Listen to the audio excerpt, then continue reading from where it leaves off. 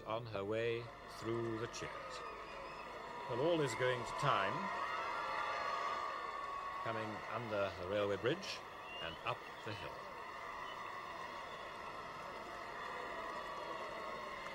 Royal weddings. The Princess Alexandra, who married Edward VII, was 10 minutes late for her wedding, and he said that was the nearest to punctuality for the rest of her life. Indeed, when it came to their coronation, he had to say to her, "Hurry up, Alex, or you won't get crowned at all." I don't think the Queen Mother was exactly known for punctuality in her youth, was she, Ron? No, but all that was forgiven. Yes, indeed. I think we can forgive the Queen Mother absolutely anything and everything. But you're quite right. And looking at Lady Diana, as we did just now, and as we almost can do here, I was saying earlier that any apprehension, any nervousness, I was certain would disappear when she got in amongst the crowds, because they would just so overwhelm her with love and affection and lift her up. And quite clearly, that has happened. The picture we saw there of Lady Diana was of a composed, confident, and above all, supremely happy young lady on her way to her wedding. And that's exactly as it should be.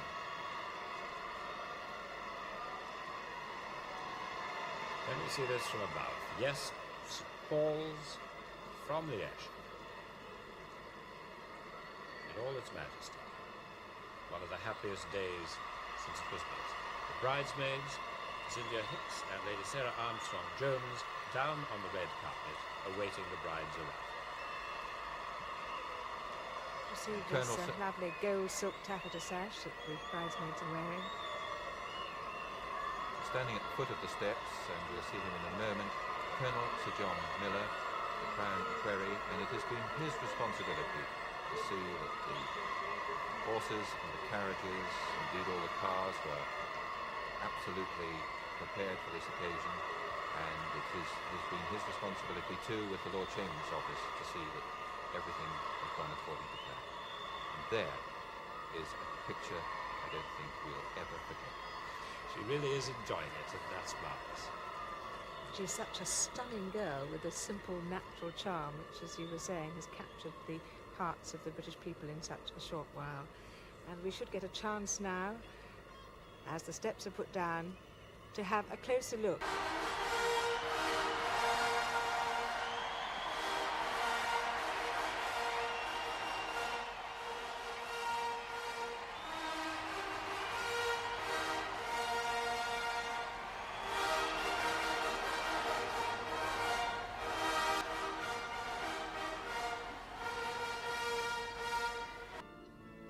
See the final preparations being made the to the dress. And the pages.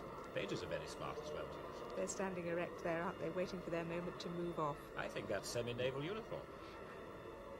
It's almost Victorian midshipman's uniform, isn't it? Now, it's unusual, isn't it, for the royal bride to have a veil like this. Normally it's off the face, isn't it? It is. I think perhaps when she reaches Prince Charles, she will put it back. I hope so he can see underneath her wonderful face.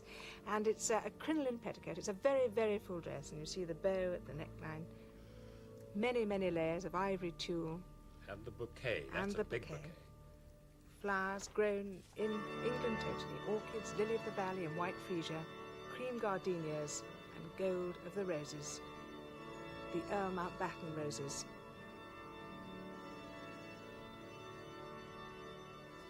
Earl Spencer just a reassuring word to his daughter. He said he's so proud she's marrying the man she loves.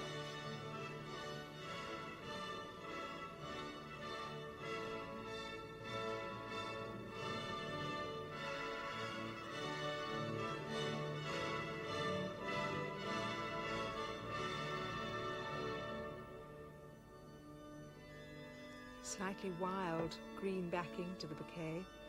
There's myrtle from Osborne House on the Isle of Wight, veronica from the Bishop of Norwich, both grown from bushes which are struck from cuttings taken from Queen Victoria's bouquet.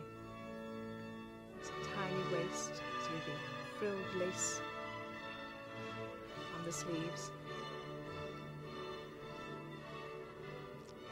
And flowers again here for the bridesmaids in wonderful colours. little miniatures of the dress that Lady Diana is wearing. The splendid pages in their specially created naval uniforms. This beautiful tiara belonging to the Spencer family. And Lady Diana glancing from side to side, this beautiful smile, which has just knocked us all over completely.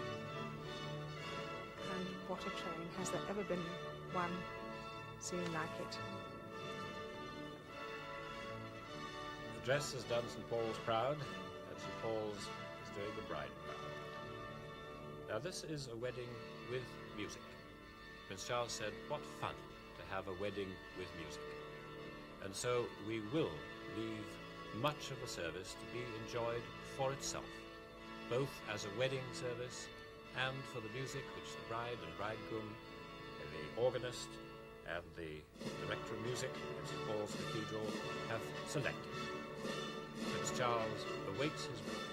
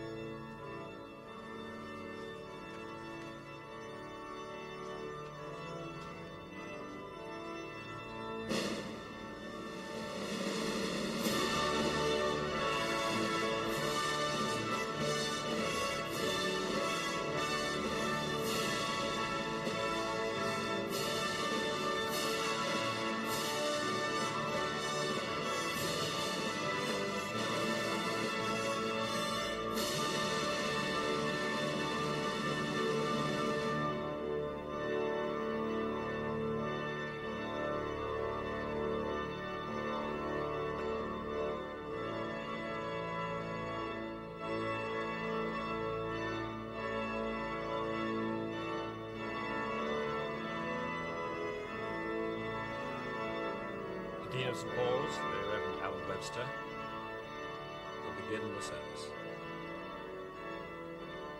But after the trumpet voluntary, the arrival of the bride,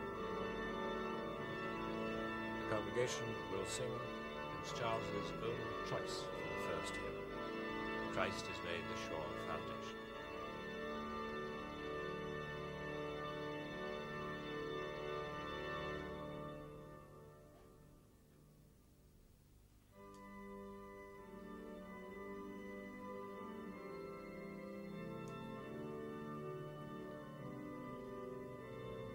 The music is by Purcell. It is very tactfully called Westminster Abbey.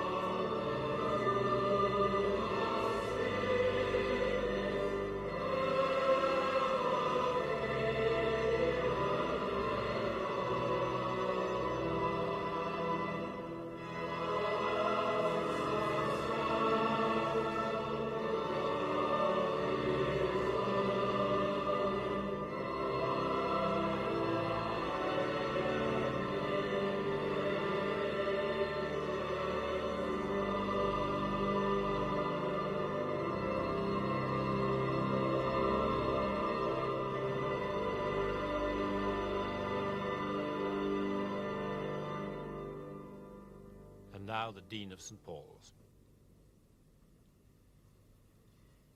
Dearly beloved, we are gathered here in the sight of God and in the face of this congregation to join together this man and this woman in holy matrimony, which is an honorable estate instituted of God himself, signifying unto us the mystical union that is betwixt Christ and his church, which holy estate Christ adorned and beautified with his presence and first miracle that he wrought in Cana of Galilee, and is commended in Holy Writ to be honorable among all men, and therefore is not by any to be enterprised nor taken in hand unadvisedly,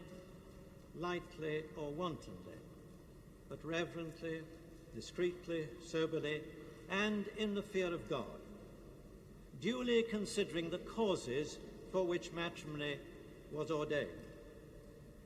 First, it was ordained for the increase of mankind according to the will of God, and that children might be brought up in the fear and nurture of the Lord and to the praise of his holy name.